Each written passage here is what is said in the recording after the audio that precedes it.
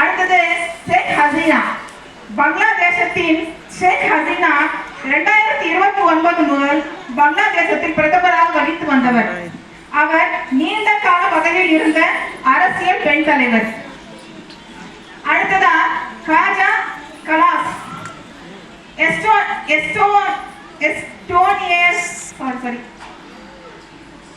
எஸ்டோனியாவின் முதல் பிரதமர்.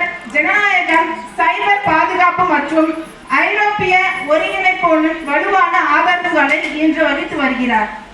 அடுத்தது பின்லாந்தில் உள்ள முன்னாள் பிரதமர் சன்னா மரின். 2019 முதல் 2023 வரை பின்லாந்தின் பிரதமராக பணியாற்றிய சன்னா மரின் உலகிலேயே இளம் தலைவரான ஒருவர். சின்ன தலைவர், அதாவது அவருடைய டேட்டா பார்த்தீங்கன்னா 39 வயசு தான் அவருக்கு. வயது ஒரு பெரிய விஷயம் கிடையாது ஆனா ஆளுமை என்றது எல்லாருக்குமே இருக்கணும். சார் சொன்னாரு, பெண்கள் இல்லைன்னா நாங்க இல்ல, நீங்க இல்லைன்னா நாங்க இல்ல, நாங்க இல்லைன்னா இந்த உலகமே கிடையாது.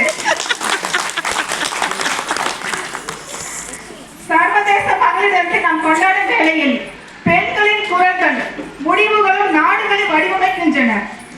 முடிவுகளும் பயணங்களும் அடுத்தடுத்த தலைமுறைகளை பெண் தலைவர்களாகவும் உங்களுக்குள்ள திறமைகளையும் வளர்த்துக் கொள்ள இந்த தலைவர்களின் பெயர்கள் நான் சொல்வதில் பெருமைப்படுகிறேன். ஏனகிரியில் முதல் பெண் தலைவராக பணியாற்றுவதில் எனக்கு மிக்க மகிழ்ச்சியாக உள்ளது. ஆணுக்கு பெண் சரிநிகர் சமம் என்று வாயளவிலும் பேச்சளவிலும் உள்ளது. ஆனா அது நடைமுறையில் உள்ளதா அப்படின்றது ஒரு பெரிய குறிக்கோளா தான் இருக்கு. எங்க பார்த்தாலும் பாலியல் வன்கொடுமை, பாலியல் கூட்டல், இந்த மாதிரி ஒரு பெரிய பெரிய விஷயங்கள் நம்ம கேட்கும் போது நம்ம எல்லாம் பெண்களா பெருமைகளா அடிச்சு தம்சம் செய்யணும் அப்படின்ற ஒரு நிலைமை வருது. ஒரு பசங்க, ஒரு சின்ன குழந்தைங்களால சாதாரணமா ஸ்கூலுக்கு போக முடியல, பஸ்ல பயணம் செய்ய முடியல. நாம ஒரு நிகழ்ச்சியா கொண்டாடும் போது அதை தட்டி கேட்கின்ற தைரியம் யாருக்குமே இருக்கோ இல்லையோ தெரியல.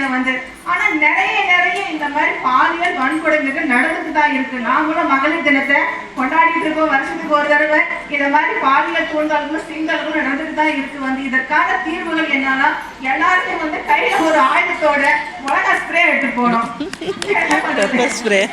எடுத்துட்டு போனோம். பசங்க கிட்ட கூட சொல்லணும். அதாவது இந்த பசங்க எவ்வளவு அழகா டான்ஸ் ஆடினாங்க. எனக்கெல்லாம் எப்படி தெரியும்